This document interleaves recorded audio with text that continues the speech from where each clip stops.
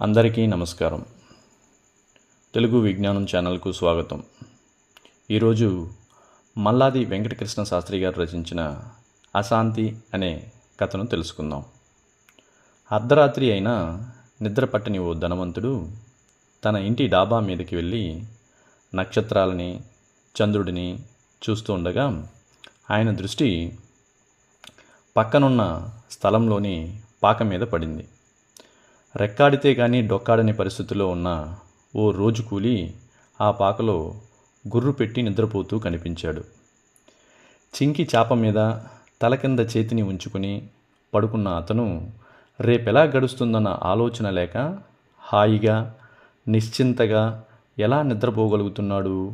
ఆ సంగతి మరునాడు ఆయన తన ఆధ్యాత్మిక గురువుకి చెప్పాడు. తన శిష్యుడికి మంచి ఆధ్యాత్మిక పాఠం చెప్పడానికి అది చక్కటి అవకాశంగా భావించిన ఆ గురువు ఇలా చెప్పాడు. నీ ప్రశ్నకి సరైన సమాధానం చెప్తా కానీ నువ్వు అతనికి ఓ బస్తా బియ్యం, ఇతర వంట సామాగ్రి కోసం ఓ 1000 రూపాయలు వెంటనే పంపు. ఈ రాత్రికి ఏమవుతుందో చూడు. ఆ ప్రకారం ధనవంతుడు వెంటనే వాటిని ఆ పేదవాడి ఇంటికి పంపాడు. ఆ రాత్రి కూడా నిద్రపట్టని ఆ ధనవంతుడు తన ఇంటి డాబా మీద పచార్లు చేస్తుంటే పాకలోని పేదవాడు కూడా నిద్ర పట్టక పక్క మీద దొర్లుతూ కనిపించాడు. మరునాడు ఉదయం అతన్ని పిలిపించి అడిగాడు ఆ ధనవంతుడు, నిన్న రాత్రి నీకు బాగా నిద్ర పట్టిందా? లేదండి జవాబు చెప్పాడు వాడు. ఎందుకని ప్రశ్నించాడు. నా గుడిసెకి తెర తప్ప తలుపు లేదు. దాంతో మీరిచ్చిన సామాగ్రి, డబ్బు ఎవరైనా ఎత్తుకెళ్తారన్న భయంతో నిద్ర పట్టలేదు. మనిషికి శాంతి, తద్వారా నిద్ర ఎందుకు కరువవుతాయో వెంటనే అర్థమైంది.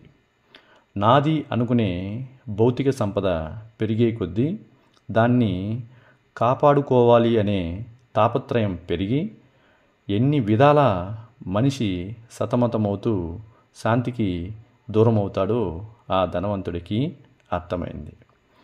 జరిగింది ఆ ధనవంతుడు తన గురువుకి చెప్పాడు. ఆయన తన శిష్యుడితో చెప్పాడు, ఈ ప్రపంచంలోని అన్ని వస్తువులు, అన్ని సంపదలు కేవలం ఆ భగవంతుడిది చెందినదే తప్ప ఏదీ మనది కాదు. ఒకప్పుడు ధనం తనది అనుకున్న మనిషి నేడు లేడు.